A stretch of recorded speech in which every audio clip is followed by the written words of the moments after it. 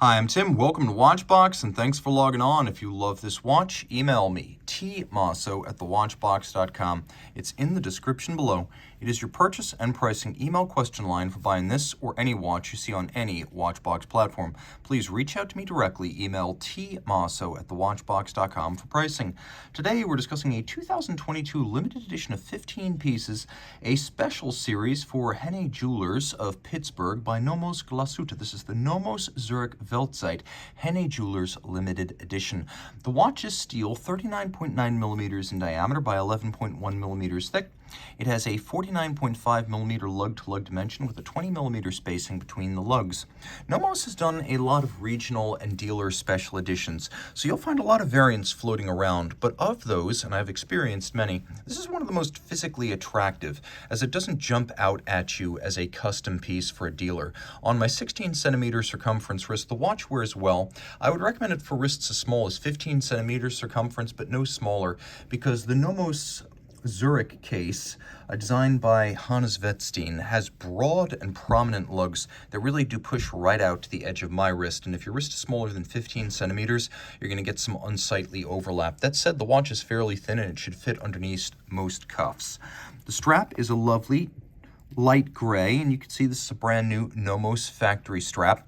It's not a conventional NATO strap because it's not underslung beneath the case, so it doesn't add thickness or bulk on the wrist, and it uses a conventional pin buckle, albeit a sort of counterweighted custom piece that NOMOS fits to many of its watches. The lugs are sharp and prominent, but they're not blended into the case band the way, say, a Tag Heuer Carrera's would be. The idea here is that the lugs appear to clasp the case of the watch the way a ring would clasp a diamond, and they really do appear to have set the case within their confines. They have wonderful sculptural beauty, being rounded off on their ends, but hugely angular in profile. The case has a little bit of an inverse conical swell as it gets wider as we approach the bezel. The bezel is a very flat and narrow conical tilt. Everything's in high polish.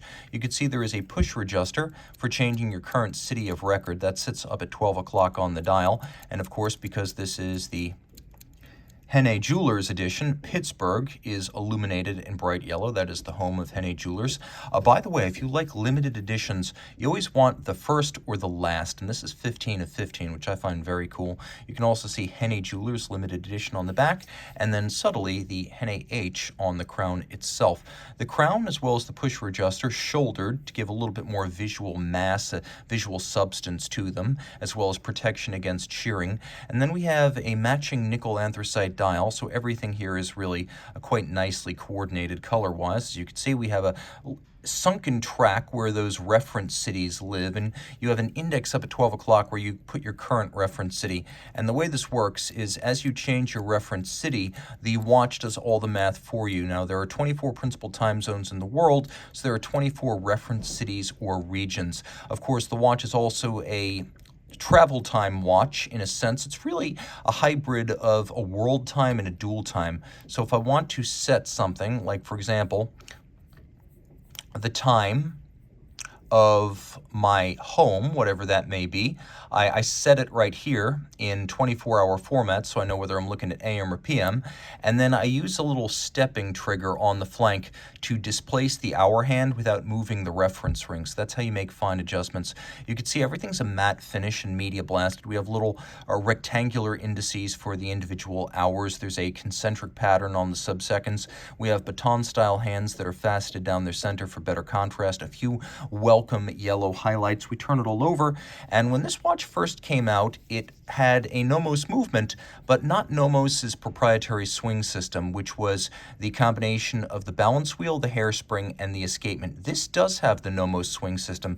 So when you see DUW on a NOMOS movement, that means Deutsche Uhrenwerke. That is truly their own movement, both the bridges plates and then the tough-to-build parts like the escapement, the hairspring, and the balance.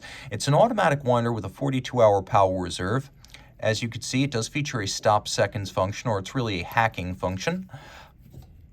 so you can set the watch precisely to a reference time. I believe this is one of NOMOS' 4 Hertz movements, so it beats away at 28,800 vibrations per hour and it pivots on 26 joules. It is nicely decorated with the highlights being stripes across the bridges, engine turning on the base plate. There is a beveling here, but it's done mechanically. Still, it's clean, neat, and attractive.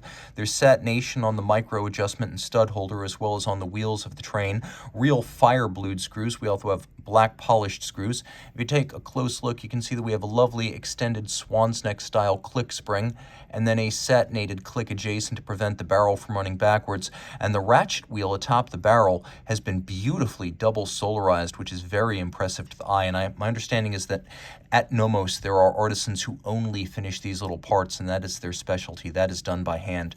And then all of this water resistant down to 30 meters. Reach out to Team Mosso at thewatchbox.com for purchase and pricing details.